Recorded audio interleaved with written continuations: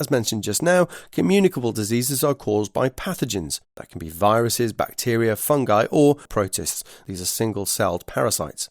They all reproduce in your body and cause damage, but viruses can't reproduce by themselves. A virus is in fact just a protein casing that surrounds genetic code that it injects into a cell, which causes the cell to produce more copies of the virus. The cell explodes and the virus goes on to infect more cells.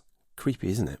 HIV is an STD or STI, sexually transmitted disease or infection, that compromises your immune system. This is also called AIDS for short. It can also be spread by people sharing needles. Bacteria, on the other hand, release toxins that damage your body's cells. Fungi do something similar, like athlete's foot, while protists do all sorts of different things. For example, malaria is caused by a protist that burrows into red blood cells to multiply, then burst out, destroying the red blood cell in the process. It's spread by mosquitoes, so we say mosquitoes are the vector for the disease.